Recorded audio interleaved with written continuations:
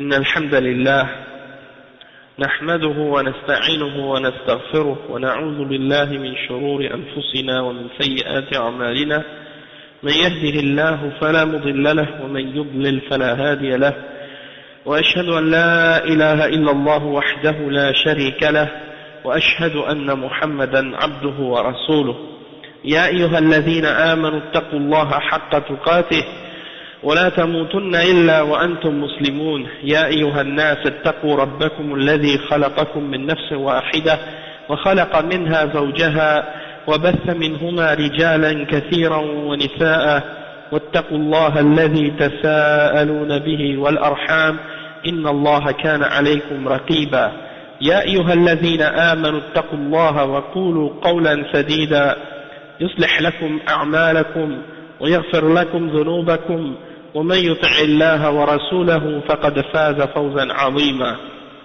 أما بعد فإن خير الكلام كلام الله وخير الهدي هدي محمد صلى الله عليه وسلم وإن شر الأمور محدثاتها وكل محدثة بدعة وكل بدعة ضلالة وكل ضلالة في النار أما بعد.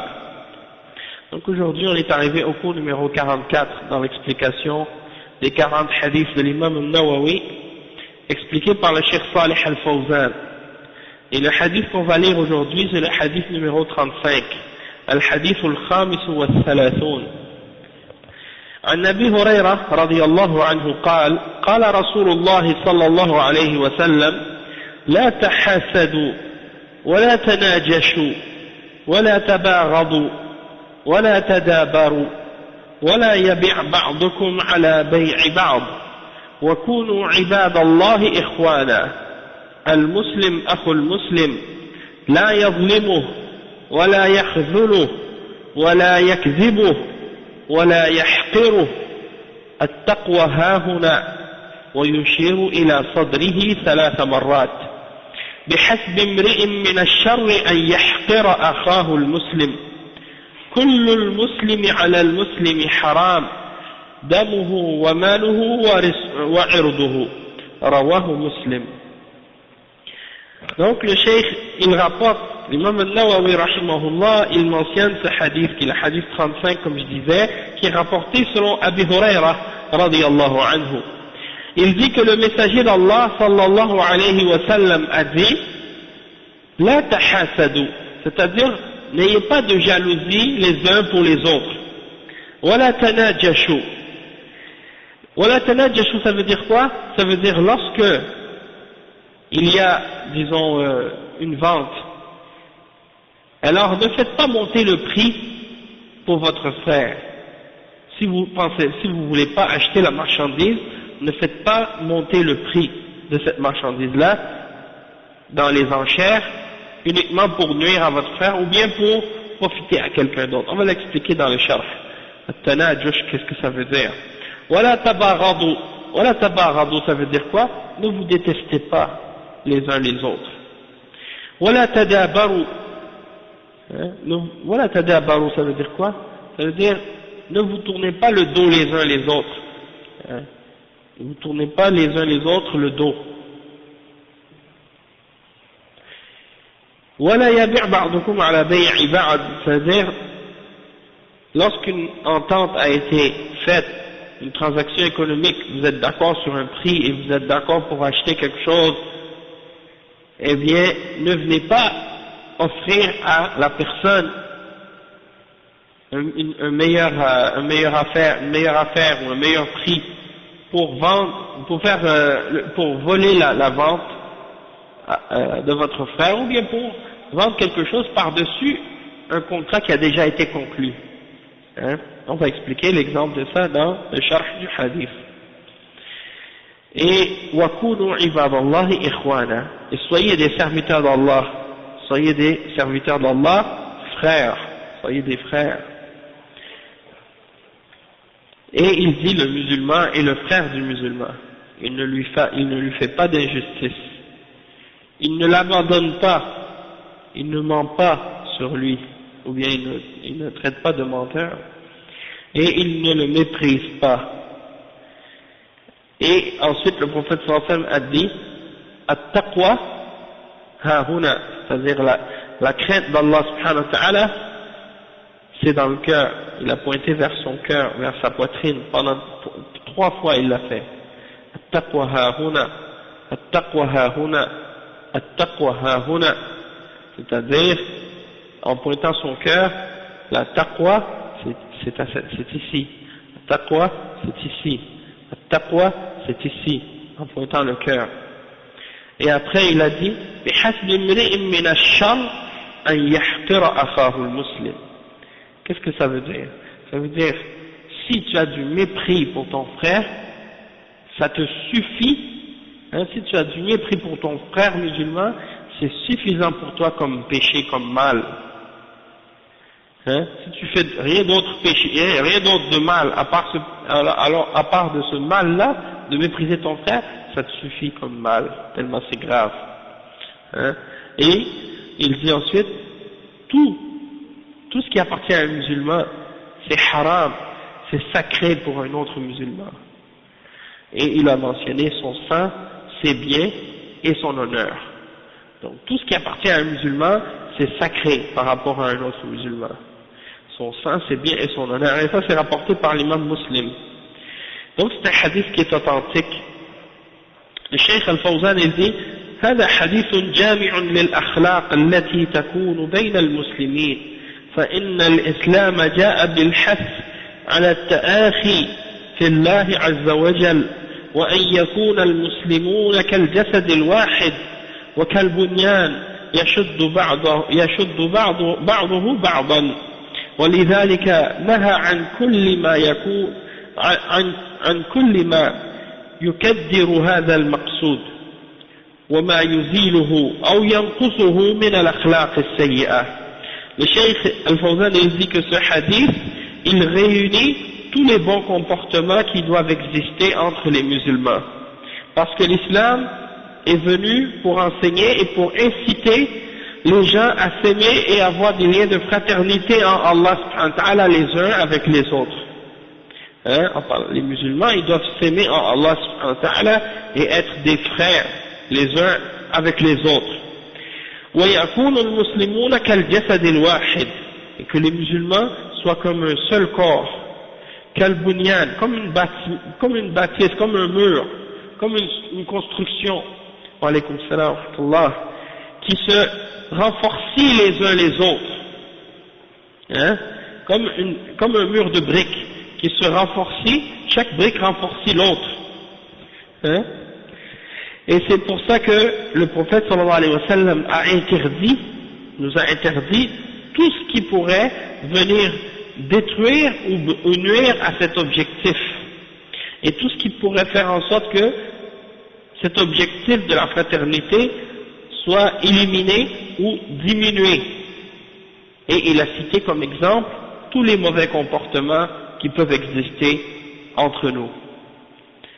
Certains de ces comportements-là, ça fait partie des choses qui existent, qui font partie des vices de l'homme, de ses vices intérieurs, qu'est-ce qu'il a dans l'âme, des maladies du cœur, comme la jalousie, le mépris des autres, hein, et des choses de ce genre. Donc, tout ça c'est des maux, des malaises, des maladies, des choses qui nous affectent dans nos cœurs, et bien entendu, ça détruit ou disons que ça vient diminuer notre fraternité. Ça peut même la détruire à long terme. Hein? Et on va donner des exemples de ça dans les paroles du Cheikh Al-Fawzan tout à l'heure, au fur et à mesure qu'on avance dans l'explication. Et donc, tout ce qui détruit, sans parler du kufr, sans parler du shirk, sans parler des bid'a, des innovations et des groupes et des sectes et des égarements qui nous divisent, eh bien il y a également tous ces maladies du cœur qui créent de la division entre nous et qui créent de l'animosité entre nous. Donc le cheikh dit وفي هذا الحديث يقول الرسول صلى الله عليه وسلم لا تحاسدوا لأن الحسد هو أكبر ما يفرق بين المسلمين فهو أخطر الآفات الاجتماعية والحسد معناه تمني زوال النعمة عن المحسود سواء أراد أن يكون له سواء أن أرادها أن تكون له أو تزول ولا تكن لأحد. والحسد كما في الحديث إياكم والحسد فإن الحسد يأكل الحسنات كما تأكل النار الحطب أو العشب. Le cheikh dit que dans ce hadith, le prophète sallallahu alayhi wa sallam, il dit pour commencer, la tahasadu, c'est-à-dire n'ayez pas de la jalousie les uns pour les autres. Le mot jalousie en arabe c'est al-hasad. Al-hasad. Et le verbe qui est utilisé ici, la tahasadu. Et ça, c'est sous la forme at-tafa'ul. La tahasadu. C'est-à-dire, n'ayez pas il y a une forme de, disons, participation mutuelle dans l'acte du fait d'être jaloux et d'avoir de la jalousie les uns envers les autres et les uns pour les autres. On est jaloux les uns des autres. Et ça, c'est interdit dans l'islam. Pourquoi? Parce que parmi les maladies du cœur et parmi les péchés, une des choses qui cause le plus de la division entre les musulmans, c'est la jalousie. Et c'est une des maladies sociales, une des maladies de la société qui est parmi les plus dangereuses. Et la signification de la jalousie, telle qu'on la retrouve dans les livres dans les dictionnaires de langue, c'est de souhaiter que le bien ou que la grâce soit enlevée de quelqu'un. Quand on est jaloux de quelqu'un, ça veut dire quoi? Ça veut dire qu'on a remarqué que cette personne-là, il a une ni'ma, il a reçu d'Allah subhanahu wa ta'ala une grâce quelconque, et nous, on souhaiterait qu'elle lui soit enlevée. On souhaiterait qu'elle lui soit enlevée, c'est ça la jalousie. Et peu importe qu'on souhaiterait qu'elle lui soit enlevée cette grâce, ou cette ni'ma, ou cette bonté, on souhaiterait qu'elle lui soit enlevée parce qu'on la veut pour nous-mêmes, ou bien on souhaiterait qu'elle lui soit enlevée pour qu'elle ne soit à personne.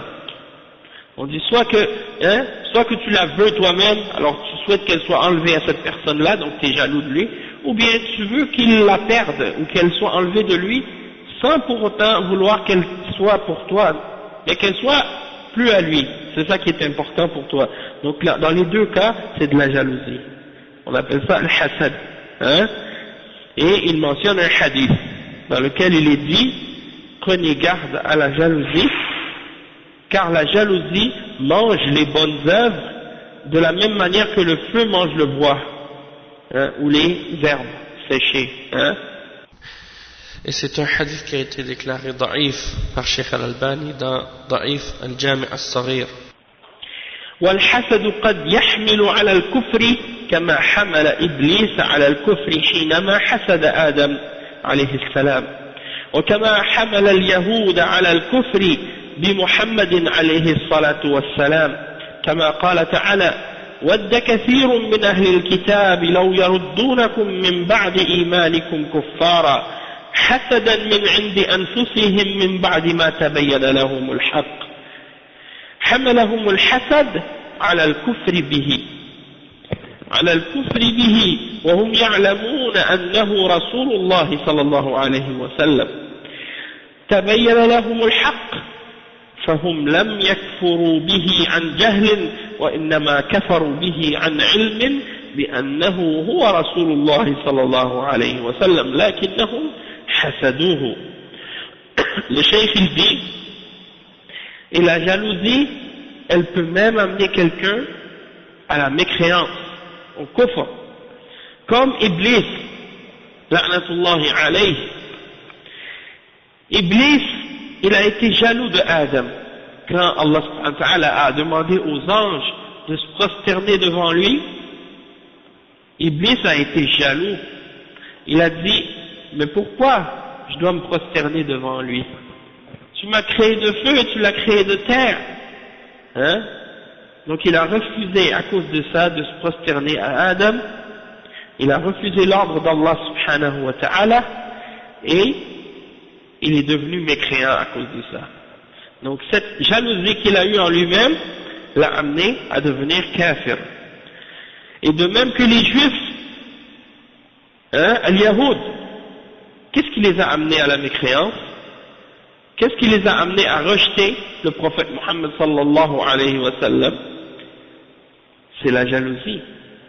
Comme Allah subhanahu wa ta'ala, il dit dans le verset 109 dans Surat al-Baqarah, Allah subhanahu wa ta'ala, il dit, beaucoup d'entre les gens du livre souhaiteraient vous faire revenir à la mécréance après que vous ayez eu la foi, par jalousie de leur part, par la jalousie qu'ils ont en eux-mêmes, après que la vérité leur ait été clarifiée.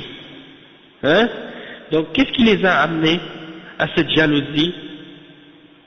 Qu'est-ce qui les a amenés à cette mécréance, pardon? C'est cette jalousie qu'ils avaient en eux-mêmes. Parce qu'ils savaient très bien que le prophète Muhammad sallallahu alayhi wa sallam est le messager d'Allah.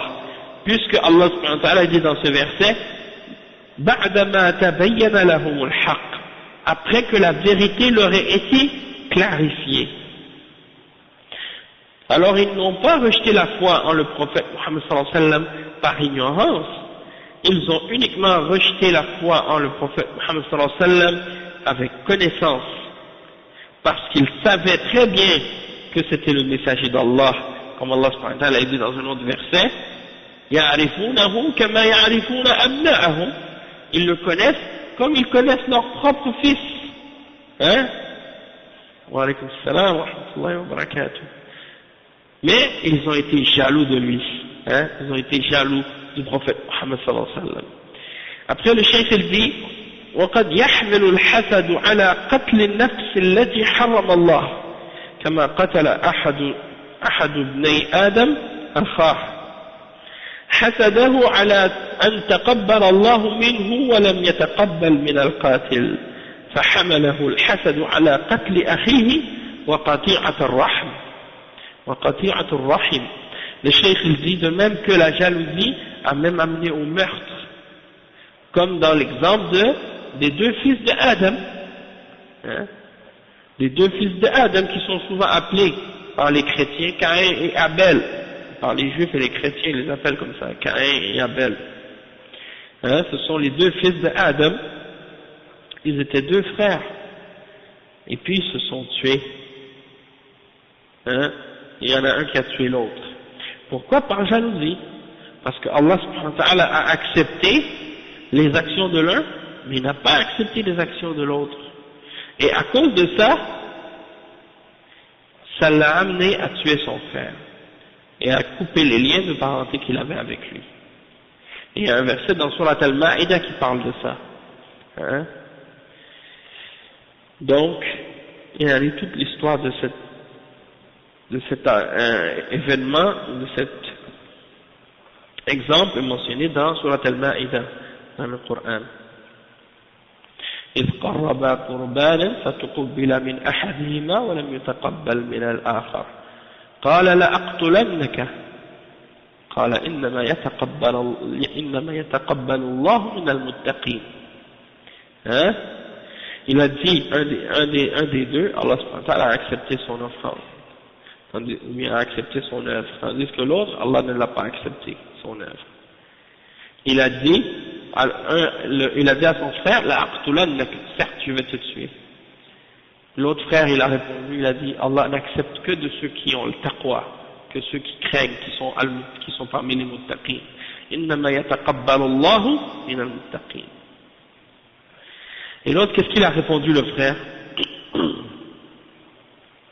Il a dit, in basatta ilayya yadaka litaqtulani ما أنا بباسط يدي إليك لأقتلك إني أخاف الله رب العالمين إني أريد أن تبوء بإثمي وإثمك فتكون من أصحاب النار وذلك جزاء الظالمين فطوعت له نفسه قتل أخيه فقتله. Allah al-Musta'an. Donc qu'est-ce qui est arrivé? C'est ça, c'est que l'autre frère de qui Allah avait accepté les bonnes œuvres, il lui a dit, Allah accepte seulement de ceux qui sont les muttaqin, parmi les gens qui ont le taqwa. Il lui a dit, si tu tends ta main pour me tuer, moi à mon tour je ne vais pas tendre ma main pour te tuer. Si toi tu veux me tuer, moi je ne vais pas essayer de te tuer. Hein? Moi je crains Allah, le Seigneur des mondes. Et je veux que tu sois pris pour compte pour ton péché, pour mon péché et le tien. Et ensuite tu seras parmi les gens du feu. Et ça c'est la récompense ou la rétribution des injustes. Donc c'est ça, l'exemple qui est mentionné dans le Coran. Et ensuite, il a commis le meurtre, il a tué son frère, et puis ensuite il a eu des remords d'avoir fait ça. Mais c'est pour dire que il a commis ce péché-là, pourquoi? À la base, à cause de la jalousie. Alors le cheikh il dit ensuite وقد يحمل الحسد على التنافر بين المسلمين وبغض بعضهم لبعض فالحسد آفة خطيرة فإذا رأيت على أخيك نعمة فإنك تدعو له بالبركة وتطلب من الله أن يعطيك مثلها أو أحسن منها ولذلك جاء في الحديث لا حسد إلا في اثنتين رجل أتاه الله مالا فسلط على هلكته في الحق ورجل أتاه الله الحكمة فهو يقضي بها ويعلمها أي رجل أتاه الله فهو يعلمه للناس أتاه الله علما فهو يعلمه للناس ورجل آتاه الله مالا فهو يتصدق منه يراه أخاه المؤمن فيتمنى أن يكون مثله فيعمل مثل عمله قال صلى الله عليه وسلم فهما في الأجر سواء. Le cheikh il dit, et il se peut également que la jalousie amène les gens à s'enfuir les uns des autres, à faire fuir les frères, à faire fuir les musulmans les uns des autres, et à se détester les uns les autres à cause de la jalousie. Donc la jalousie c'est quelque chose de très mauvais, très grave. Il y a aussi le mauvais œil aussi qui est relié à ça, puisque ça a un rapport avec la jalousie aussi. Donc le cheikh il dit, si tu vois sur ton frère une grâce, alors fais un dua pour lui, invoque Allah subhanahu wa ta'ala pour lui pour qu'il ait la baraka. Et le prophète sallallahu alayhi wa sallam a dit, quand quelqu'un il craint de donner le mauvais œil à son frère, qu'il dise masha'Allah tabarakallah. Pourquoi? Pour pas que la personne soit frappée de la jalousie de cet homme ou bien par le mauvais œil. Comme Allah subhanahu wa ta'ala il dit dans surat Qul a'udhu bi rabbil falaq, à la fin il dit wa min sharri hasidin idha hasad, et du mal de celui qui a de la jalousie lorsqu'il est jaloux, lorsqu'il est envieux. Donc ça c'est que tu invoques Allah subhanahu wa ta'ala pour que Allah subhanahu wa ta'ala lui donne la baraka, et tu demandes à Allah subhanahu wa ta'ala qu'il te donne, qu'il lui donne, qu'il te donne à toi la même chose que ce qu'il a donné à lui, ou quelque chose de mieux. Et c'est pour cette raison que le prophète Muhammad sallallahu alayhi wa sallam a dit dans un hadith rapporté par Al-Bukhari et Muslim selon Abdullah ibn Mas'ud, et comme c'est dit également selon Abi Huraira, c'est rapporté selon Abi Huraira et selon Ibn Umar radiyallahu anhuma, que le prophète sallallahu alayhi wa sallam a dit, il n'y a pas de jalousie excepté pour deux choses. C'est-à-dire la jalousie c'est pas permis, mais dans deux choses, dans deux cas c'est permis. Un homme à qui Allah subhanahu wa ta'ala lui a donné des biens, et il prend de ces biens et il l'utilise pour faire le bien et défendre la vérité avec. Il dépense de son argent. Donc toi tu souhaiterais pouvoir faire la même chose que lui avec cet argent-là. Ou bien un autre homme à qui Allah subhanahu wa ta'ala a donné la sagesse, il a donné de la science, et il juge selon cette connaissance et cette sagesse, et il l'enseigne aux autres. Donc, le cheikh il explique ce hadith en disant, c'est comme si hein, un homme par exemple, Allah lui a donné de la science, il l'enseigne aux gens. Un homme, Allah subhanahu wa ta'ala lui a donné de l'argent, hein, et il donne de cet argent en sadaqa. Hein. Donc quand le musulman il voit ça, il souhaiterait lui aussi pouvoir avoir la même chose pour pouvoir faire la même chose que lui.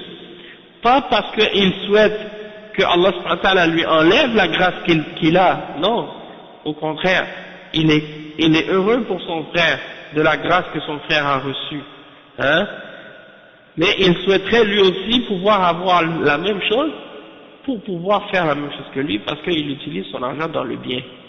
Et le prophète sallallahu alayhi wa sallam a dit au sujet de cette personne, celui qui fait le bien avec son argent ou fait le bien avec la connaissance qu'il a, et celui qui souhaiterait pouvoir faire la même chose et avoir la même chose, il a dit, ils sont égaux. C'est-à-dire, ils ont fil ajri sawa, ils sont égaux dans la récompense.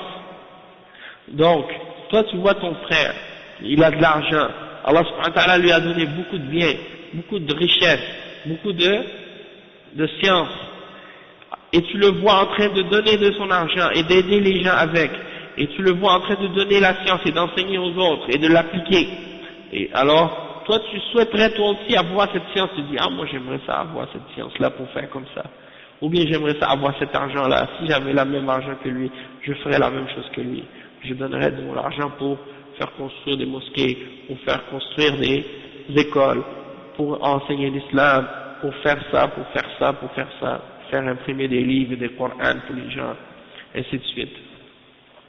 Donc, tout ça, c'est des exemples de cas dans lesquels il est permis d'avoir ce genre d'envie et de jalousie pour les autres, et en réalité, le cheikh explique, il dit وهذه تسمى الغبطة الغبطة وهي تمني أن يعطيك الله مثل ما أعطى الله أخاك لتعمل مثل عمله من الخير فهذا ليس حسدا وإنما هو غبطة وهذا محمود لأنه يدل على محبة الخير.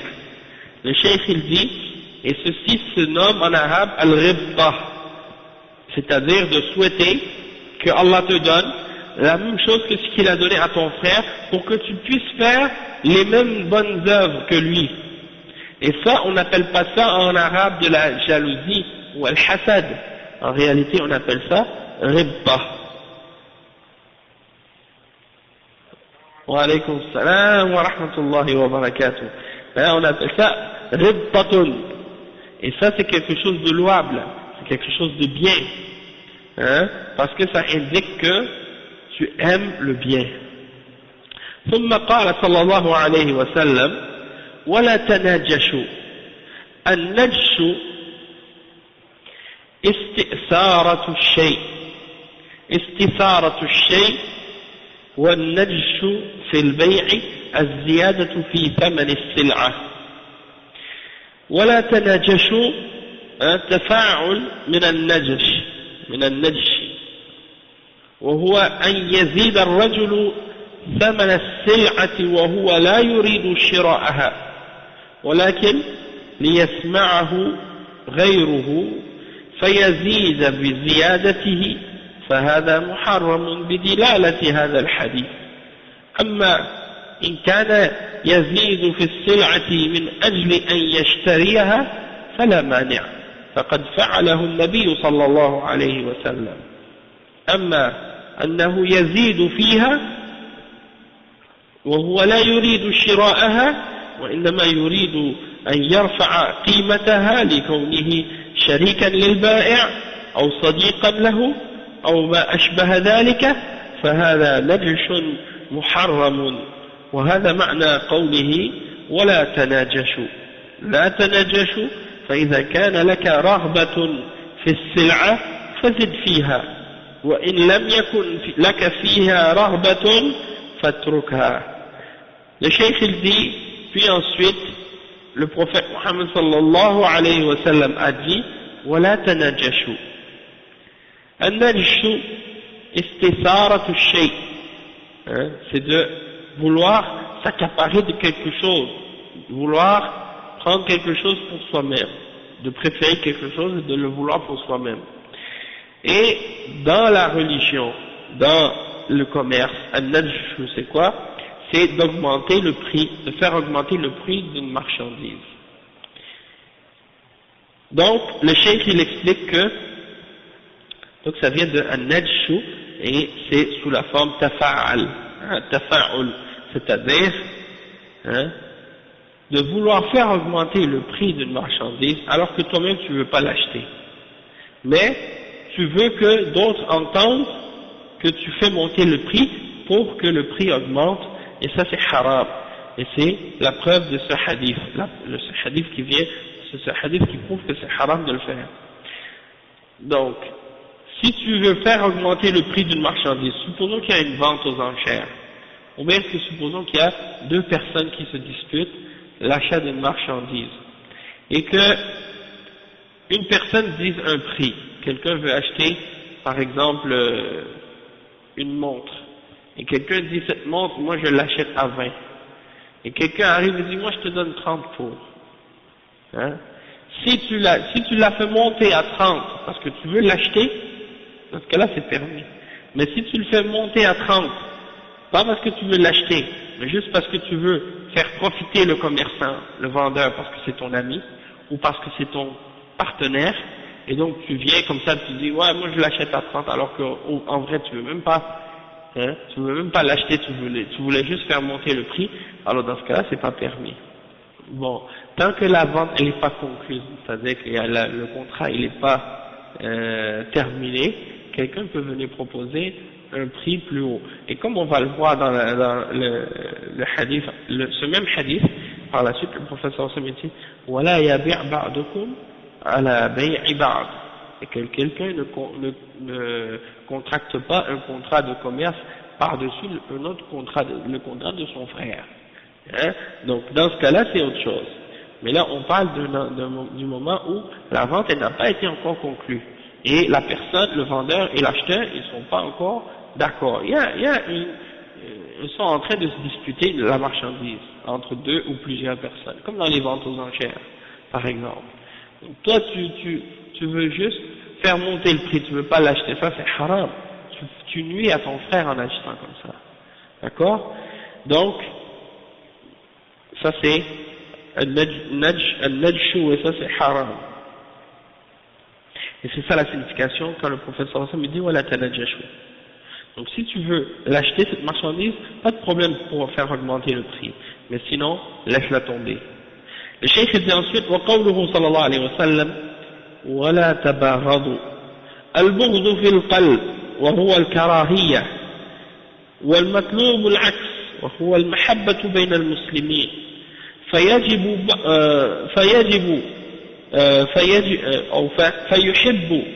بعضهم بعضا.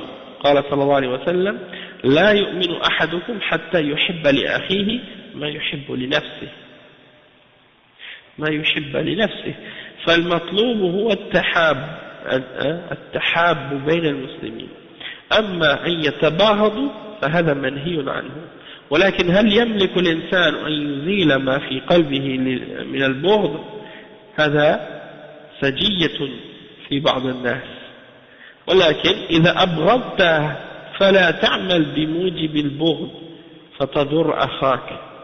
وإذا وجدت في نفسك بغضا فادفعه بتذكر ما بين المسلمين من المحبة والخير ولا تعمل به ولا تنفذه أو تظهر البغض. Le cheikh dit, oui, donc le cheikh dit,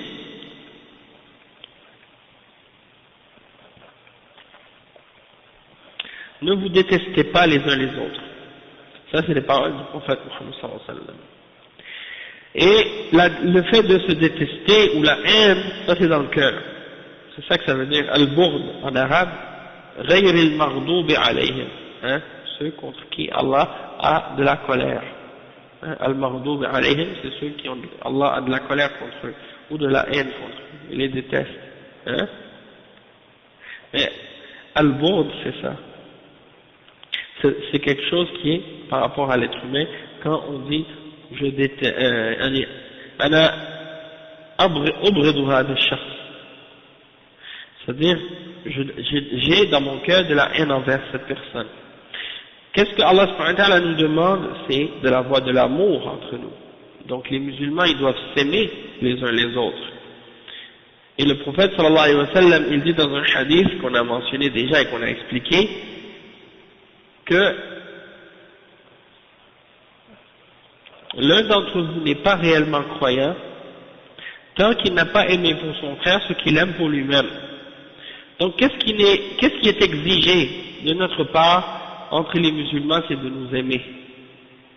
Mais de se détester les uns les autres, ça c'est quelque chose qui est interdit. Et le cheikh il pose une question ensuite. Il dit, est-ce qu'on possède le contrôle sur notre cœur lorsqu'on a de la haine ou qu'on déteste quelqu'un? Est-ce qu'on a le contrôle de ça dans notre cœur? Le cheikh il dit pour certaines personnes, c'est quelque chose qui est en eux. Ils ne sont pas capables de l'enlever. Donc qu'est-ce qu'on fait dans ce cas-là? Quand quelqu'un a de la haine contre quelqu'un d'autre, hein, parmi les musulmans, qu'est-ce qu'on fait? Là, on ne parle pas de quelqu'un qui a une haine par rapport à l'islam, c'est-à-dire que tu détestes quelqu'un pour Allah subhanahu wa ta'ala, ou que tu as une haine envers lui par rapport à l'islam, du fait que cette personne, tu l'aimes en Allah subhanahu wa ta'ala parce que c'est un musulman, mais tu détestes en lui certaines choses, hein, tu détestes en lui certaines choses, donc pourquoi? Parce que c'est des choses qui sont bid'a, ou des choses qui sont haram.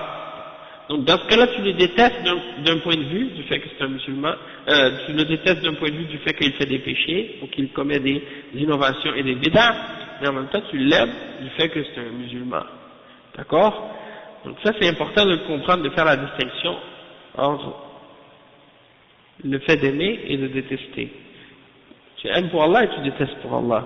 Mais si on parle du fait de détester ton frère en islam pour des fautes et des manquements peut-être qu'il a envers toi, hein, qui ne touchent pas au fondement de la religion, ou qui ne touchent pas aux innovations ou des choses de ce genre, c'est juste peut-être des paroles ou des dépassements qu'il y a peut-être eu entre vous.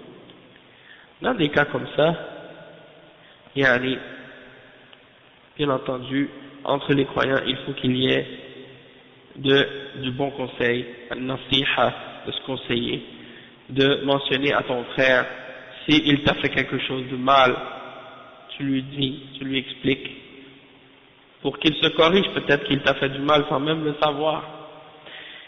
Mais peu importe, bon, des fois quelqu'un va détester quelqu'un, pas pour un acte ou quelque chose qu'il a fait de mal, mais juste parce qu'il l'aime pas, comme ça, sans explication ou sans raison. Ça, bien entendu, c'est pas bien. Mais qu'est-ce qu'il fait dans ce cas-là s'il a ça en lui? Eh bien, le cheikh il dit, si tu détestes quelqu'un, eh bien, essaie de te contrôler pour pas agir selon cette haine, pour pas faire du tort à ton frère. Et si tu trouves en toi-même cette haine, essaie de la repousser, en te souvenant de ce qui doit exister entre les musulmans, de l'amour et du bien. Hein? Et tu agis selon cet amour-là, et tu essaies de l'appliquer. Et tu ne montres pas cette haine que tu as en toi, tu la caches. Donc, en principe, tu ne dois pas détester ton frère, tu dois l'aimer. Mais supposons qu'il y a cette haine, qu'est-ce que tu fais? Hein? Des fois on retrouve ça, subhanallah, il y a des gens comme ça, des fois. Ils ont une haine envers quelqu'un, ils ne savent pas pourquoi. Peut-être parce qu'ils n'aiment pas son tempérament, ils n'aiment pas sa façon de parler, ils n'aiment pas son style, hein. C'est même pas quelque chose qui est relié à la religion. C'est juste comme ça, ils l'aiment pas. Eh bien, dans ce cas-là, le cheikh il dit, dans ce cas-là, fais-lui pas du tort. Hein, et montre-lui pas ta haine. Et souviens-toi du droit qu'il a sur toi, du fait que tu dois l'aimer, et pour le bien. Bon, comme tu dis, si deux personnes par exemple, il y a une sorte de distance entre les deux, et c'est pas nécessairement parce qu'il y a une haine entre les deux, ou parce qu'ils se détestent les uns les autres. Peut-être que c'est uniquement parce que, des fois c'est dans une question de personnalité, ou de tempérament, tu vois. Des fois tu vas pas t'entendre avec une personne, malgré que c'est un bon musulman, et toi tu es un bon musulman, puis tu t'entends pas bien avec la personne, pas parce que c'est pas un bon musulman, pas parce que toi t'es pas un bon musulman, mais parce que vous avez des tempéraments différents. Et donc vous n'êtes pas tellement compatibles sur ce plan-là. Donc, vous dites salam, vous respectez les uns les autres, hein, sauf que vous vous entendez pas tellement bien. Vous avez moins de choses en commun qui vous réunissent. Hein. Et comme le prophète sallallahu alayhi wa sallam a dit, Al-arwahu junudun mujannadah, man ta'arafa minha talaf, ou man tanakara minha ikhtalaf. Les âmes, avant la création des corps, elles sont comme des troupes enrégimentées. Celles qui se sont connues, quand elles se retrouvent, elles se rassemblent, et celles qui ne se sont pas connues, eh ben, elles divergent. Donc des fois c'est comme ça. Tu vas rencontrer un frère, un salafi, qui est sur le Coran, qui est sur la Sunna, hein, avec qui tu as moins de, comment on dit, tu as moins d'affinité. Tandis qu'avec un autre, tu as plus d'affinité, tu t'entends mieux avec. Et des fois c'est quelque chose comme ça, yani. C'est naturel, des fois Allah subhanahu wa ta'ala il met ça dans les cœurs. Mais ça ne veut pas dire que tu le détestes. Mais si tu as un doute sur le fait que cette personne elle a quelque chose contre toi ou toi aussi contre lui, eh ben la meilleure chose c'est d'aller voir la personne et de lui demander est-ce que tu as quelque chose contre moi, je m'excuse parce que des fois je viens de toi, je te salue et je remarque que tu es un peu distant, donc si je t'ai fait quelque chose de mal, je m'excuse. Si tu as quelque chose contre moi, dis-moi là, je vais essayer de me corriger, des choses comme ça, tu vois. Ça peut aider à vous rapprocher, hein. Mais c'est pour dire que c'est pas toujours de la haine. Et dans certains cas, si quelqu'un il a de la haine envers un musulman, eh bien dans ce cas-là, il faut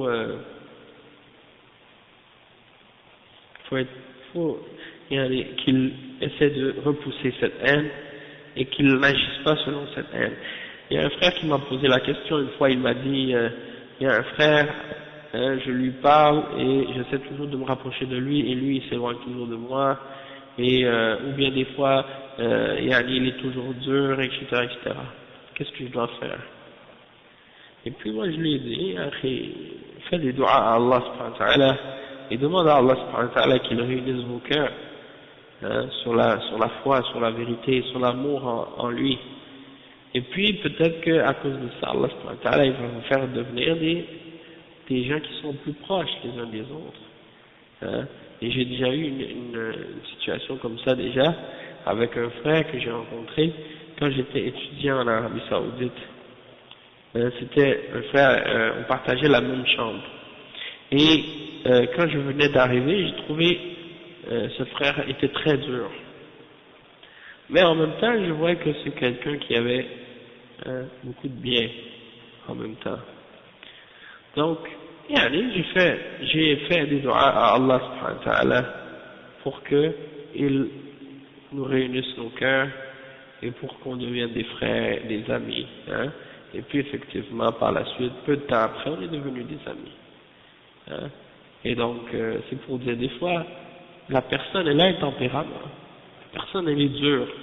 Mais c'est pas parce qu'elle veut faire du mal, pas parce qu'elle aime le mal pour toi ou pour quelqu'un d'autre. C'est comme ça qu'elle est. Hein. Il y en a d'autres, elles sont trop doux, de nature. Des fois, tu les vois, ça t'énerve. Tu te dis, mais pourquoi il est si doux comme ça, gentil et tout? On dirait qu'il fait exprès ou qu'il fait semblant. Non, c'est pas faire, il fait pas semblant, il est comme ça, c'est sa nature. Tu peux pas le changer. Hein? Il y a des gens comme ça, tu les vois, ils sont tellement gentils, tu te dis, ça se peut pas, il fait semblant. Hein? Surtout à notre époque. Hein? On est tellement pas habitué de voir des gens gentils que quand on en voit, on pense que ça peut pas être naturel. Hein? Oui, ben, des fois il y a ça, des fois il y a ça, il y a des gens qui pensent que quand quelqu'un est trop gentil, ça veut dire il est naïf, il est innocent, ou bien quelqu'un qui veut quelque chose en retour, mais des fois c'est pas ça. Des fois c'est quelqu'un qui voit quelqu'un gentil, il pense que ça se peut pas, il fait semblant, hein, il est pas normal. Et puis non, c'est sa personnalité, c'est son tempérament, il est comme ça. Et donc, et ça m'est déjà arrivé aussi. Tu vois quelqu'un, tu rencontres un frère pour la première fois, au tout début, tu vois comment il agit, tu vois comment il parle, et tu te demandes, mais est-ce qu'il est comme ça, réellement, ou bien il fait semblant? Et puis, une fois que tu le revois plusieurs fois, puis tu vois comment il agit, tu te dis, ah, mais ça, là tu comprends, tu dis, ah, mais il est comme ça, c'est son tempérament, il est de cette façon-là. Donc, après, tu l'acceptes, tu vois, tu comprends un peu mieux par la suite sa personnalité, puis après, ça rentre. Mais c'est pour dire que, des fois, ça prend du temps à s'adapter à différentes personnes. Hein. Et donc, il faut avoir de la patience dans ces situations-là. Donc, ça c'est important. C'est comme, par exemple, l'exemple que le chef mentionne ici, c'est comme, supposons, lorsqu'un homme épouse deux femmes. Et il a une femme, puis il en prend une deuxième. Peut-être que sa première femme va avoir de la jalousie envers la deuxième, et la deuxième va avoir de la jalousie envers la première. Et ça, c'est naturel. Hein? Mais, l'important, c'est qu'elle n'agisse pas selon cette jalousie-là. Et qu'elle ne laisse pas cette jalousie-là l'amener à transgresser et à désobéir à Allah subhanahu wa ta'ala à cause d'elle. Donc la femme, elle a de la jalousie dans son cœur.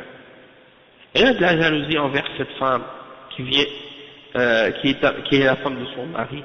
Mais elle contrôle sa langue, elle contrôle son corps, elle contrôle ses membres pour que ses émotions et ses sentiments-là ne la poussent pas à transgresser les limites d'Allah subhanahu wa ta'ala.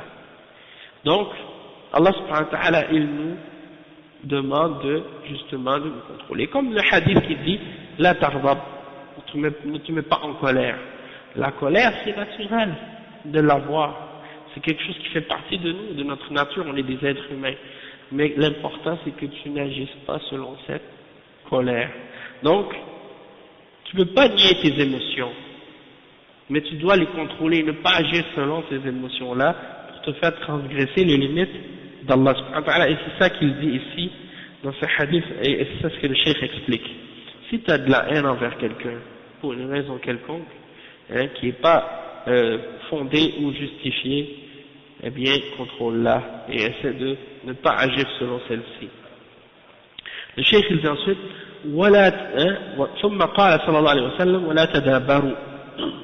المدابرة هي الإعراض، إعراض البعض عن البعض الآخر، والذي ينبغي لك أن تستقبل أخاك بالبشر والسرور وبالسرور، أما أن تعرض عنه وتدبر عنه وتوليه ظهرك، فهذا يدل على شر، وإلا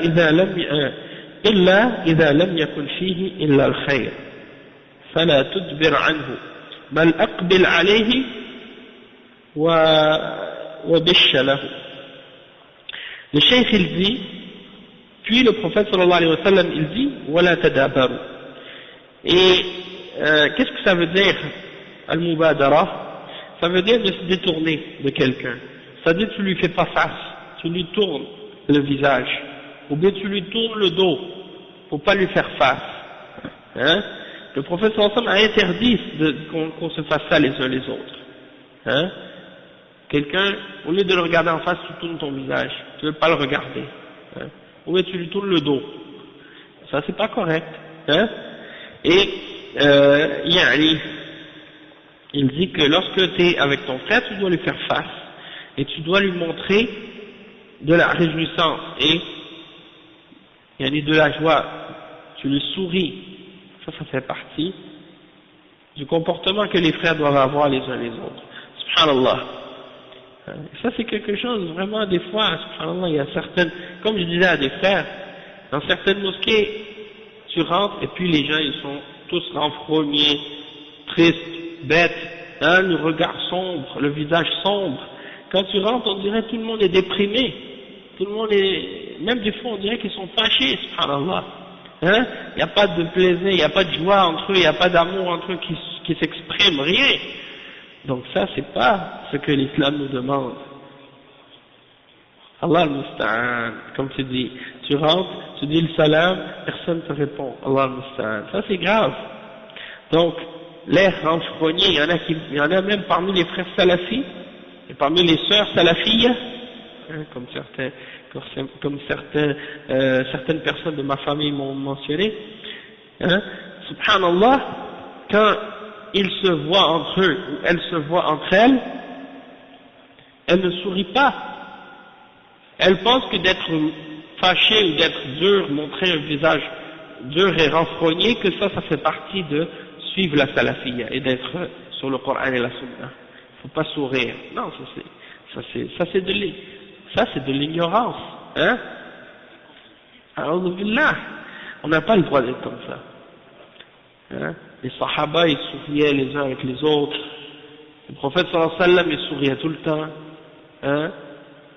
Et quand ils se voyaient, ils se souriaient les uns les autres. C'est une sadaqa en plus. Hein?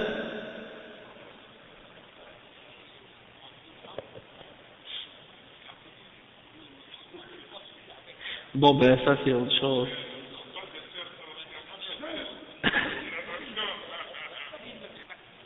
Yani, c'est comme par exemple, si tu vois une vieille dame, hein, si tu vois une dame âgée, plus âgée, qui te connaît, tu la connais, tu connais sa famille, tu connais quelque chose, hein, tu passes, tu lui dis salam, tu vas sourire, hein. Si tu crains pas la fitna, pas de problème, parce que c'est une vieille dame, hein. Mais si c'est des jeunes filles, tu passes à côté d'elles, tu commences à leur faire des sourires, a'udhu billah. Là tu joues avec le feu. Et non. Si tu penses que le fait de passer devant ces jeunes filles-là, tu vas commencer à leur faire des sourires, non, ça c'est quelque chose, tu mets ton cœur à l'épreuve, non, ça c'est pas correct. De les regarder, même si tu crains que le fait de leur dire salam, ça peut faire de la fitna, tu leur dis pas le salam dans ce cas-là. Si c'est des jeunes filles, tu passes, c'est tout. Mais si tu vois que, par exemple, c'est un groupe, tu passes à côté des femmes, tu dis salam comme ça, là, tu passes rapidement, tu dis salam alaikum wa rahmatullah, et puis tu t'arrêtes pas, tu rigoles pas avec elles, hein, tu vas pas parler avec elles ou des choses comme ça c'est correct. Oui, on a le droit de dire salam. Le prophète sallallahu alayhi wa sallam, il y a des hadiths dans Riyad Salihin, si vous retournez, les règles du salam. Le prophète sallallahu alayhi wa sallam, des fois, il saluait les femmes saluaient les hommes, il n'y a pas de problème. Tant qu'il n'y a pas la peur de la fitna. Mais du moment que vous créez la fitna, il faut éviter ce genre de choses. Hein? Surtout à l'époque actuelle, on entend toutes sortes de choses. Maintenant, Allah al-Musta'an, les jeunes filles qui portent des voiles, maintenant, Allah al-Musta'an, c'est des parades de mode. Leur voile, c'est même pas des voiles islamiques. Et quand elles se voilent, elles mettent, c'est un voile à la mode maintenant, oui, décoratif franchement. Et elles mettent du rouge à lèvres avec les maquillages, et elles portent le voile avec ça. Et donc,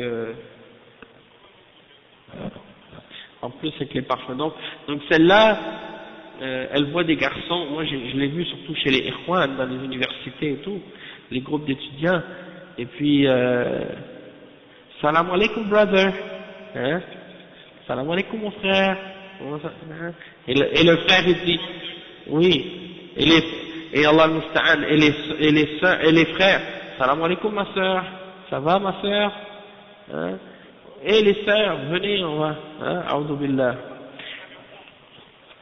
Donc là, ça c'est dépasser la limite. Quand on dit wala tadabaru, ça ne veut pas dire les garçons et les filles commencent à se faire face et à se regarder en face. Non. On parle ici des hommes qui se font face entre eux quand ils se parlent. Ils ne se tournent pas le visage, ils ne se tournent pas le dos. Et la même chose pour les femmes quand elles se parlent entre elles. Elles se regardent, elles font, hein, subhanallah. D'après ce que j'ai entendu de plusieurs personnes, hein. Les sœurs entre elles, trop dures.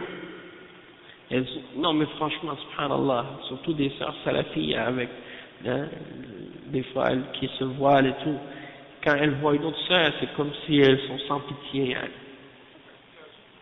Allahu a'lam, je ne sais pas pourquoi, mais elles ont compris que dans l'islam c'est comme ça. Tu vois quelqu'un, il y a des fois il y a une sœur qui ne connaît pas quelque chose, c'est pas quelque chose que une d'entre elles, elle a appris, elle la voit tout de suite, elle lui tombe dessus comme une hache. Hein, comme un coup près, allez. Oui, elle veut la djinder direct, hein, comme vous dites en Afrique là.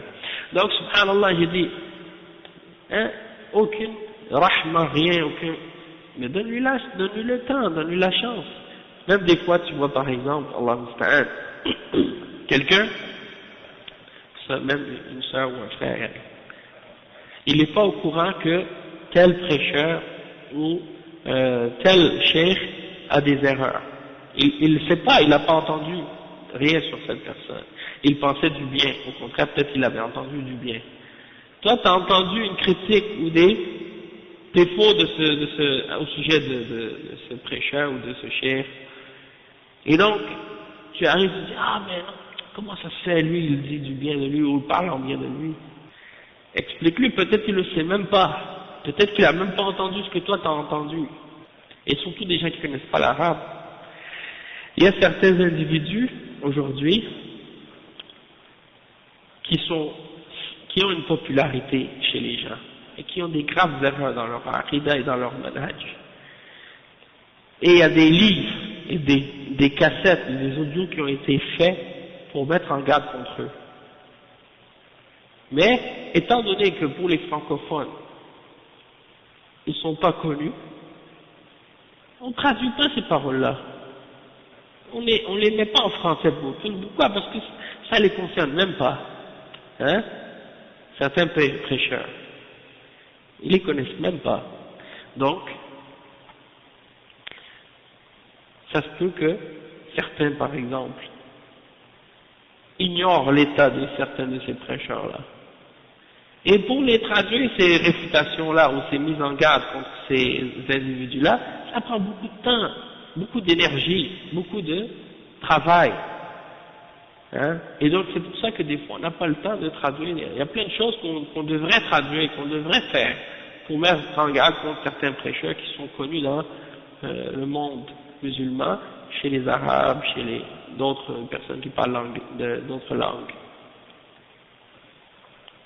Mais des fois on n'a pas le temps. Des fois on n'a pas le temps, on est pris court. Hein? Nous on fait nos cours en français, on explique les choses. Maintenant il y a des prêcheurs, hein, comme par exemple, qu'est-ce qu'ils ont ramené à Montréal? Salah Hassawi. Salah Hassawi, ils l'ont ramené à Montréal maintenant. Ils ont ramené son université à Montréal, une branche de son université à Montréal. Hein? The American University. Hein? Islamique. Islamique en tout cas. Je sais pas, ils l'ont ramené à Sunna. Az-Zaytouna, c'est une université sur internet qui a été ouverte par Hamza Youssef, hein, un soufi qui a étudié en Mauritanie. Il y a d'autres universités comme ça maintenant, il y en a plein sur internet. Les gens ils ouvrent des universités maintenant sur internet. Ben il n'y a rien en français sur eux parce qu'ils parlent pas français. Et leur da'wah est concentrée plus sur l'arabe ou l'anglais. Donc on ne va pas perdre notre temps à les traduire comme ça, puisqu'il n'y a pas vraiment un grand bienfait de le faire. Sauf que, mais des fois, il y en a certains, parmi les francophones, qui connaissent l'anglais et puis qui ramènent ces idées-là par la suite. Donc ça exige de notre part qu'on travaille sur ça pour qu'on commence à traduire des choses là-dessus. Mais bon, c'est pour dire. Tout ça, c'est pour dire que certaines personnes peuvent être dures envers d'autres sans que ce soit justifié. On n'a pas à être tranchant de cette manière-là envers les gens, alors qu'on ne sait même pas s'ils savent ou s'ils ne savent pas. Si la personne, elle le sait, puis elle persiste, après qu'on lui ait clarifié les choses, et qu'elle veut rien savoir, et qu'elle continue à s'obstiner, à vouloir défendre quelqu'un qui est dévié, alors là, c'est autre chose. Mais une personne, tu ne sais même pas si elle sait ou si elle ne sait pas. Attends avant de juger la personne direct d'une façon définitive. essaie de te renseigner, de lui poser les questions, de comprendre avant. Hein? Donc ne fais pas preuve d'une dureté envers ton frère salafi ou ta soeur salafi avant d'avoir été certain de la personne. Est-ce qu'elle sait ou est-ce qu'elle ne sait pas, au moins. Hein? Et donc tu te détournes pas de la personne, hein? Et tu lui tournes pas le dos. فهذا يدل على شر. Et ça montre quelque chose de mal si tu lui montres le dos.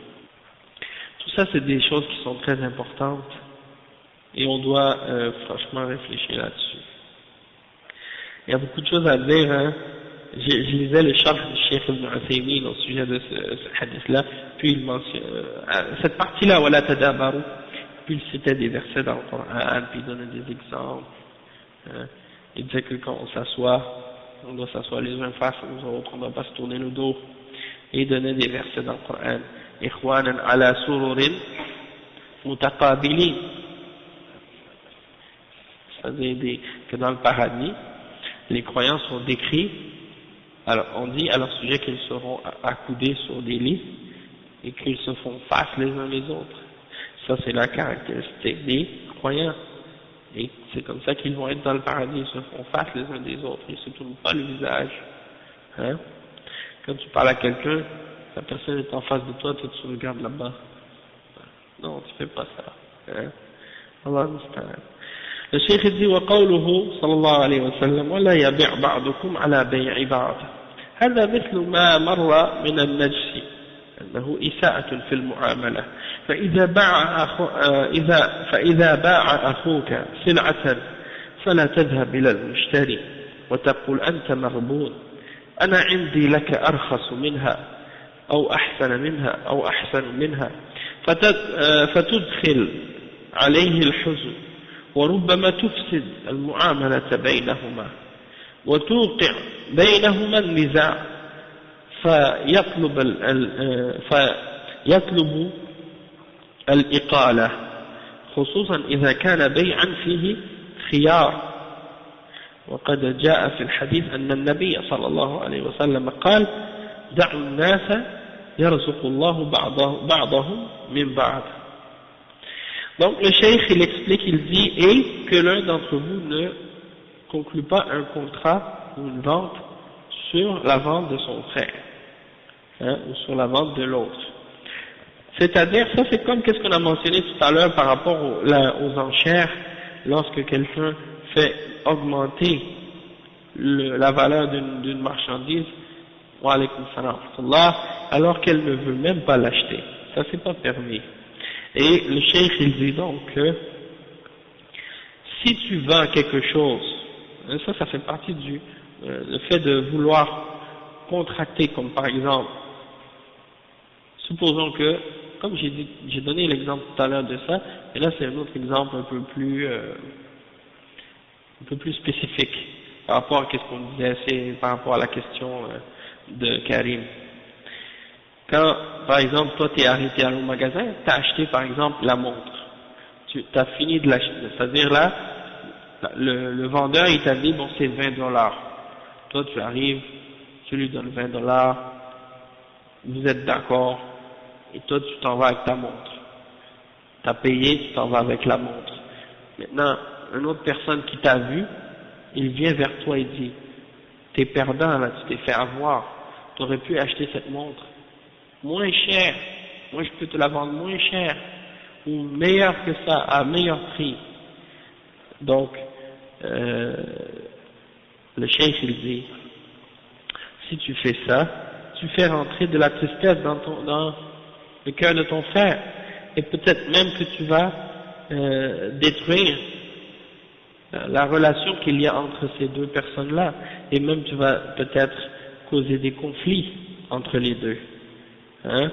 Et peut-être que la personne va demander un dédommagement ou remboursement à cause de ça, excepté si c'est une vente dans laquelle il y a parmi les clauses que on peut échanger ou ramener la marchandise, hein, comme c'est mentionné dans le hadith du prophète sallallahu alayhi wa sallam, laissez les gens Allah subhanahu wa ta'ala, il fait que vous preniez votre subsistance les uns des autres. Hein, ça c'est rapporté dans un hadith selon Muslim, par l'imam Muslim selon Jabir ibn Abdullah radiyallahu anhuma. Donc, lorsqu'il y a une vente qui a été conclue entre deux personnes, si toi tu viens, tu veux offrir un meilleur prix après que la vente a déjà été conclue, ça c'est faire du mal, hein, et c'est pas bien.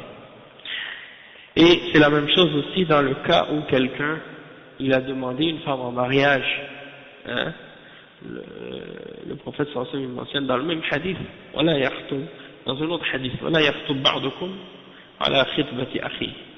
Quelqu'un, il est allé demander une fille en mariage, il a proposé, la fille a accepté, le père a accepté, ils se sont déjà mis d'accord sur le mahar. Toi tu viens voir le père, tu dis écoutez, moi je vais vous donner le double du mahar que lui il a proposé. Il vous a offert $2000 comme mahar, moi je vous offre 4000 pour marier la fille. Hein? Et là le père il dit ouais ok d'accord. Là t'es venu causer du problème.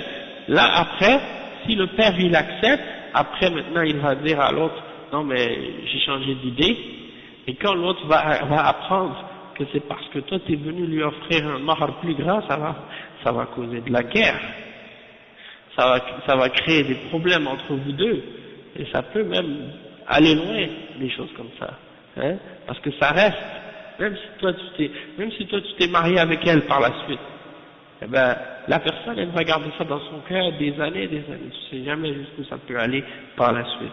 Donc c'est la même chose, hein, ça rentre dans le même exemple.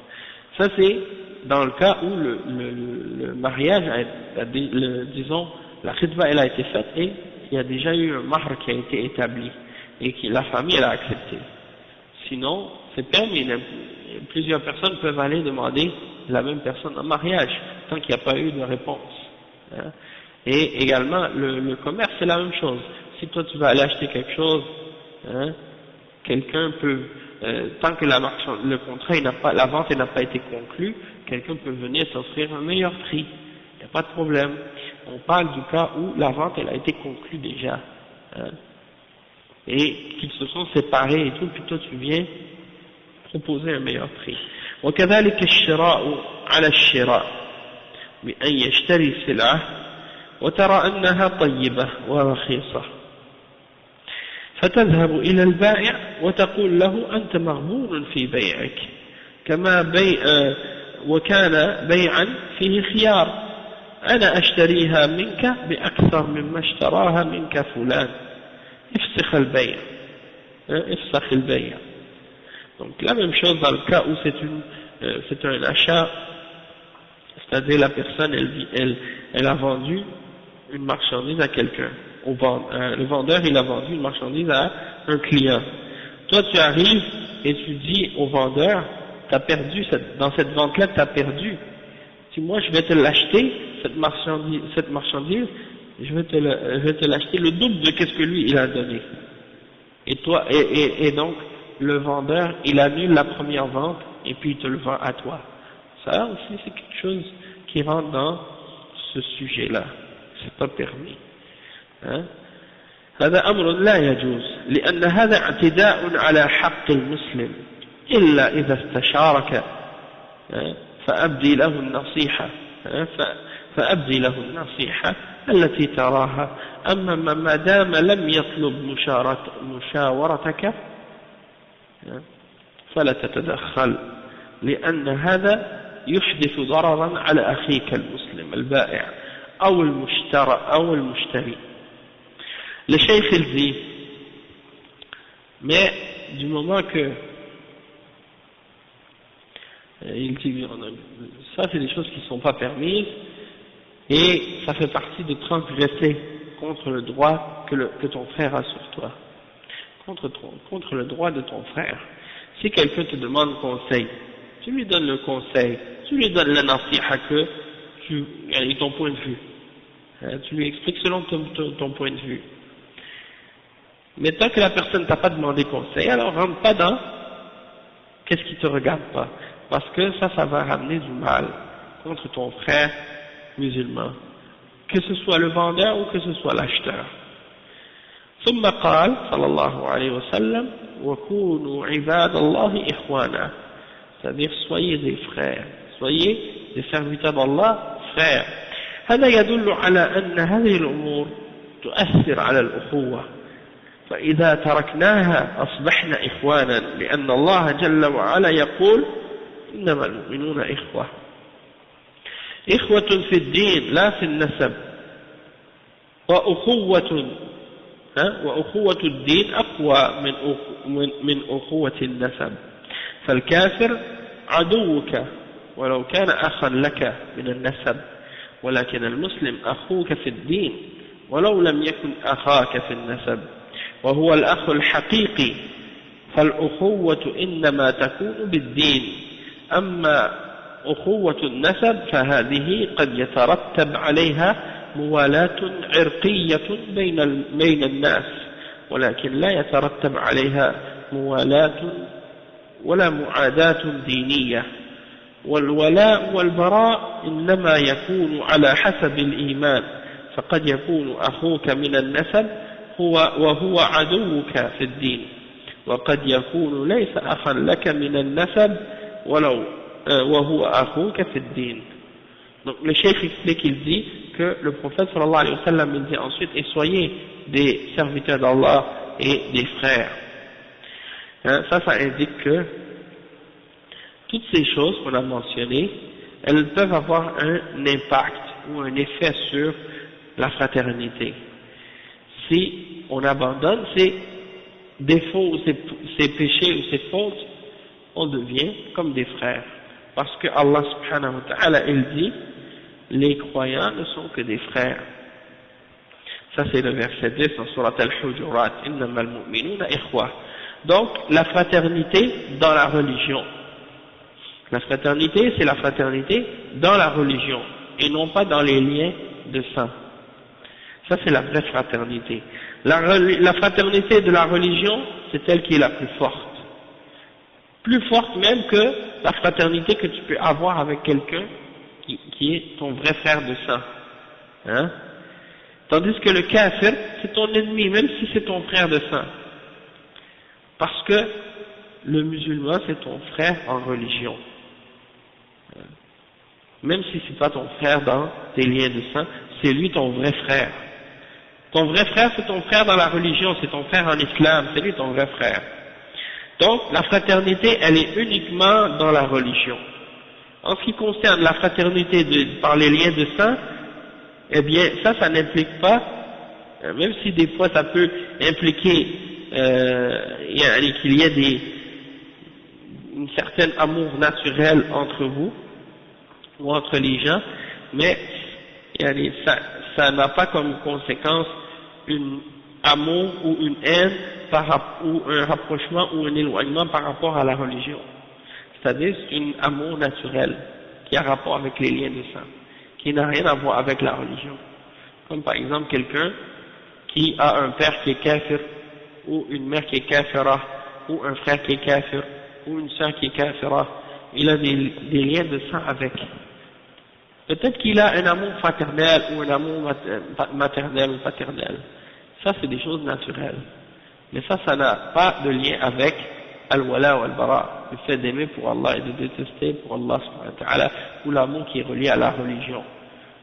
Tu les détestes parce que c'est des gens qui sont des mushrikines et qui font le shirk, et tu les détestes parce que c'est des gens qui font le kufr, qui rejettent la foi et la vérité en Allah subhanahu wa ta'ala. Donc, ça c'est une autre chose, ça n'a pas de rapport avec la religion. Donc, al-wala wa al-bara, c'est uniquement quelque chose qui est relié à la foi. Hein? C'est quelque chose qui est relié qui a rapport avec la foi, et quelqu'un, même s'il est ton frère dans tes liens de sang, même s'il a des liens de sang avec toi, que c'est ton frère de sang, ça se peut que ce soit ton ennemi dans la religion. Et ça se peut également que quelqu'un n'a aucun lien de sang avec toi, mais c'est ton frère en religion. ثم قال المسلم أخو المسلم كقوله تعالى إنما المؤمنون إخوة.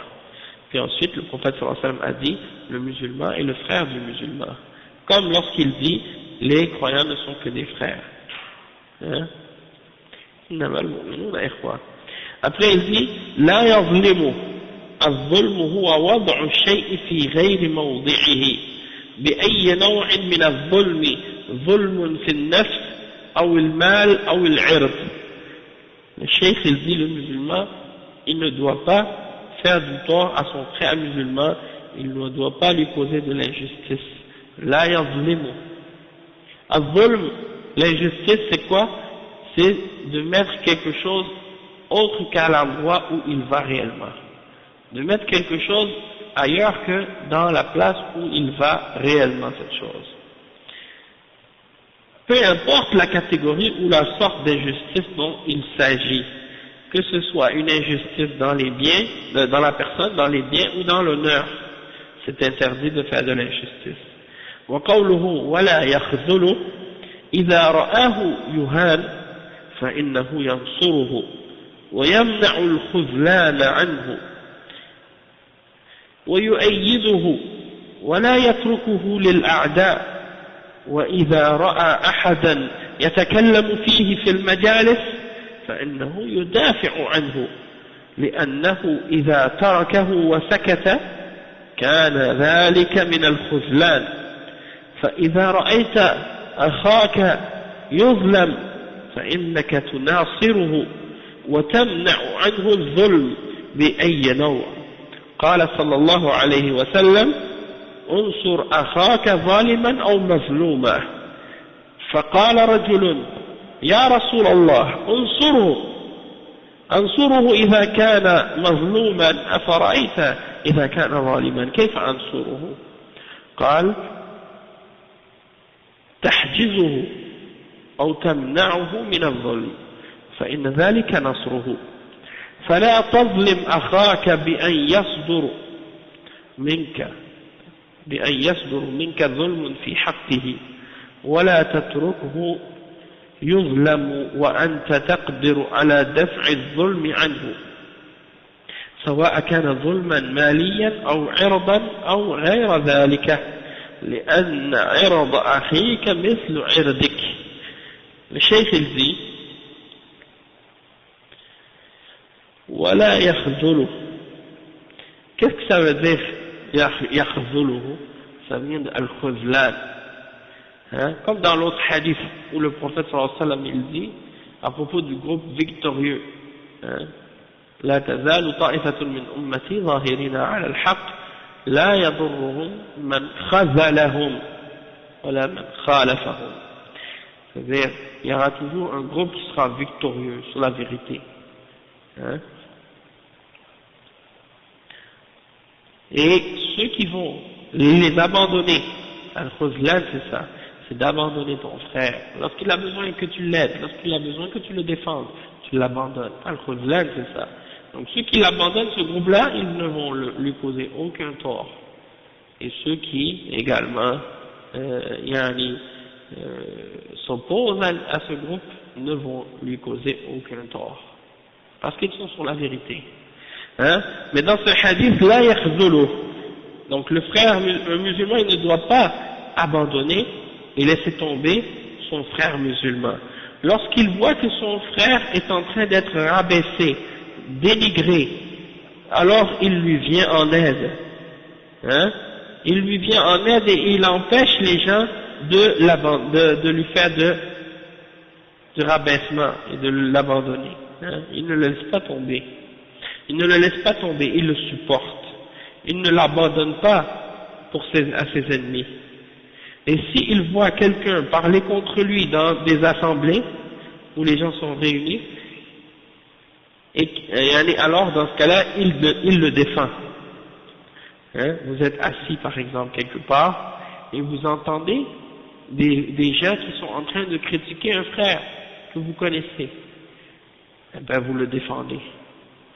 Vous dites vous répondez à la personne qui est en train de le critiquer ou parler contre lui. Parce que si tu le laisses, et si tu te tais, alors tu l'as abandonné, tu l'as laissé tomber ton frère. Khazaltahu. Et si tu vois ton frère qui est en train d'être opprimé, on lui fait de l'injustice, alors tu lui viens en aide, tu viens à son secours, et tu empêches ceux qui lui font de l'injustice de lui faire de l'injustice, peu importe la catégorie d'injustice qu'on est en train de lui faire. Et il mentionne les paroles du prophète sallallahu alayhi wa sallam dans un hadith qui est rapporté par l'imam al-Bukhari selon Anas radiyallahu anhu, il dit: viens à l'aide de ton frère, au secours de ton frère, aide-le, qu'il soit l'opprimé, l'injuste ou l'opprimé, viens en aide à ton frère, qu'il soit l'injuste ou l'opprimé, que ce soit lui qui fasse l'injustice ou que ce soit lui qui soit en train de subir l'injustice. Alors un homme qui était là a dit: oh messager d'Allah, je vais le défendre s'il est opprimé, si on lui fait de l'injustice, je vais le défendre, mais comment pourrais-je le défendre alors qu'il est en train de faire l'injustice aux autres? Comment je pourrais le défendre? Le prophète sallallahu alayhi wa sallam a répondu en disant: tu empêches cette personne de faire de l'injustice, c'est ainsi que tu l'aides, c'est ainsi que tu lui viens en aide, en l'empêchant de faire de l'injustice. Donc, ne fais pas d'injustice à ton frère, en faisant de l'injustice, en lui faisant de l'injustice dans ses droits, et ne l'abandonne pas lorsqu'il est en train de subir de l'injustice, alors que tu es capable de repousser cette injustice-là qui lui est faite. Peu importe que ce soit une injustice économique, ou que ce soit une injustice dans son honneur, ou autre injustice. Parce que l'honneur de ton frère, c'est comme ton honneur à toi.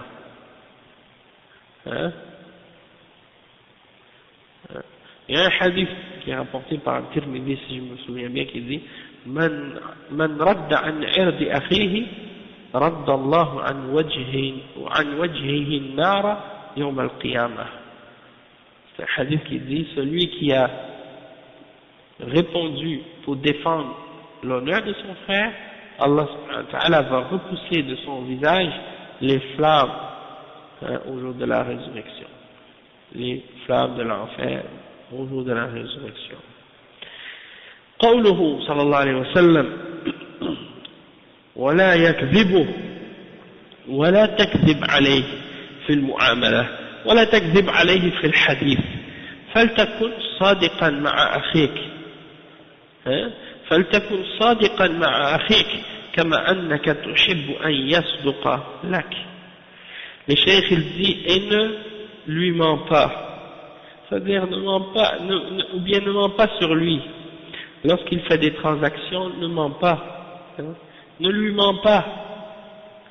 Et également, ne mens pas dans tes paroles lorsque tu lui parles, ou lorsque tu parles de lui. Sois sincère avec ton frère, comme tu voudrais qu'il soit sincère envers toi. Ne lui mens pas. Dis la vérité. Dis-lui la vérité. Et le prophète sallallahu alayhi wa sallam, il dit aussi: Wala yahqiru, c'est-à-dire le musulman, il ne méprise pas son frère musulman.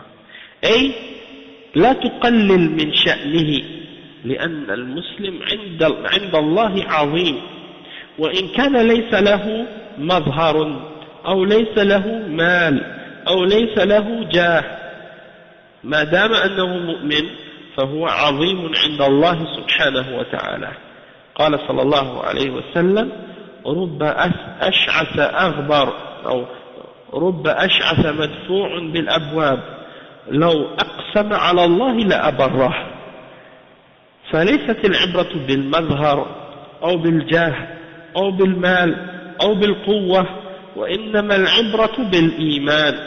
فالمؤمن قريب من الله عز وجل وكريم على الله وهو ولي الله فلا تحقر أخاك المؤمن بأن تقلل من شأنه أو تقول لا يستحق كذا أو هو ليس بأهل أو هو ليس بأهل لهذا أو تزدريه بل عليك أن تحترم أخاك على أي حال كان ولو كان محتقرا في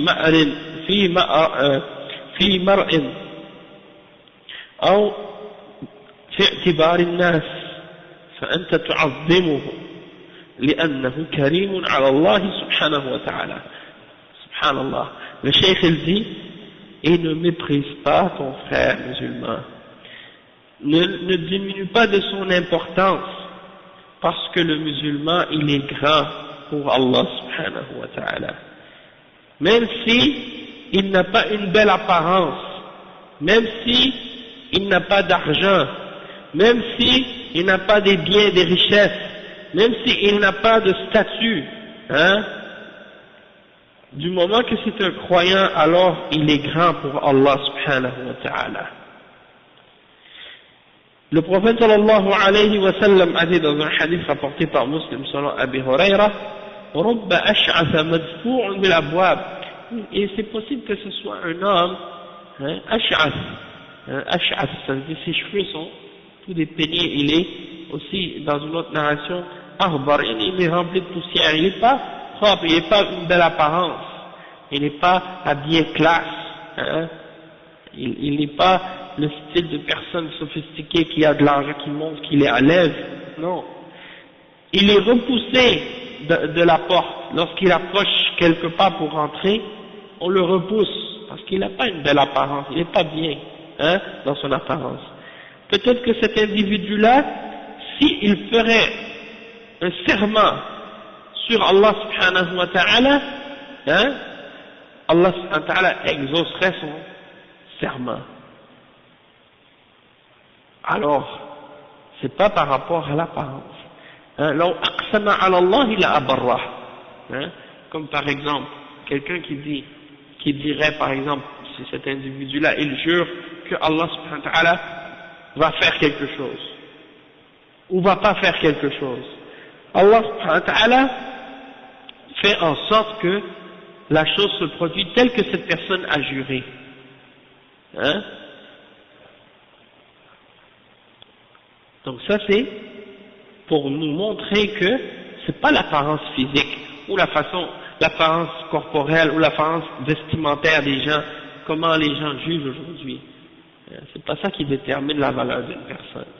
Peut-être qu'une personne, selon les critères de jugement des êtres humains aujourd'hui, elle n'a aucune valeur pour eux.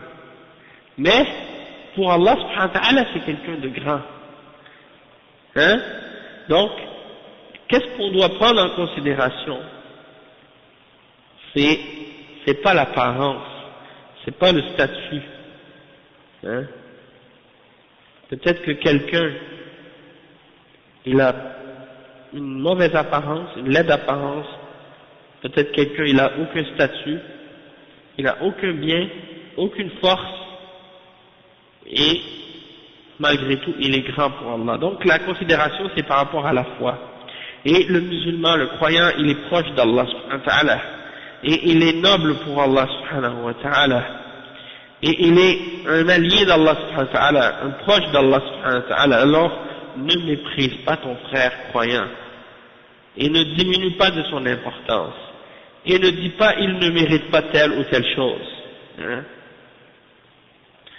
Ou ne dis pas il n'est pas apte à faire telle ou telle chose, ou à mériter telle ou telle chose, tu le méprises, hein? Tu le diminues, tu le dénigres, hein?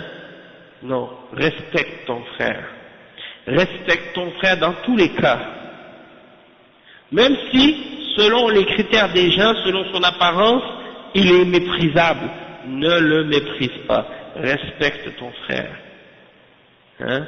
Tu le respectes parce que pour Allah subhanahu wa ta'ala c'est quelqu'un d'honoré subhanahu wa ta'ala.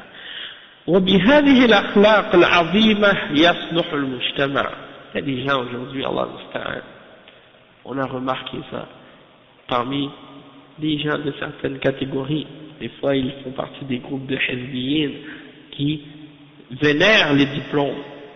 S'ils trouvent des musulmans qui n'ont pas de diplôme, mais qui sont des musulmans, des croyants, ils les dénigrent. Et non seulement ils les dénigrent devant les kuffars, ils les rabaissent devant les kuffars en disant eux ils savent rien, c'est des gens qui n'ont pas d'éducation, ils valent rien. A'udhu billah. C'est comme ça que tu vas parler de tes frères devant les kuffars. Hein? Peut-être que celui-là il vaut la terre entière des gens comme toi, hein? Comme le prophète sallallahu alayhi wa sallam, il a dit, quand il a vu un homme passer, il a dit qu'est-ce que vous dites de celui-là? Il a dit celui-là, s'il parle on l'écoute, s'il vient demander une femme en mariage on lui donne, hein? etc., etc. Et ils ont vu une autre personne passer, il dit qu'est-ce que vous dites de celui-là? Il a dit celui-là, s'il parle personne ne l'écoute. S'il vient demander une fille en mariage, personne ne lui donne. Le prophète sallallahu alayhi wa sallam a dit, celui-là, il est meilleur que la terre entière de l'autre exemple que du premier dont je vous ai montré. Hein? Donc c'est pour dire la valeur de quelqu'un. La valeur de quelqu'un, c'est pas déterminé par les critères de nous aujourd'hui. Hein? C'est pas déterminé de cette manière. Et le cheikh il dit ensuite, alhamdulillah, si Allah t'a donné de l'éducation et de la connaissance et des diplômes, c'est un bien. Remercie Allah subhanahu wa ta'ala, mais ne dénigre pas tes frères et ne méprise pas tes frères. Au contraire, hein, honore tes frères et respecte tes frères. Hein. Le cheikh dit وبهذه الأخلاق العظيمة يصلح المجتمع وبفقدانها وعليكم السلام وبفقدانها أو بفقد شيء منها يختل المجتمع فالإسلام جاء بكل ما يبني المجتمع ونهى عن كل ما يخل به فهذه منهيات نهى عنها الرسول صلى الله عليه وسلم لأنها مما يخل ببناها. وعليكم السلام ورحمة الله وبركاته. لأنها مما يخل ببناء المجتمع المسلم. Donc le cheikh dit tous ces comportements-là sont des grands comportements qui amènent à une réforme de la société.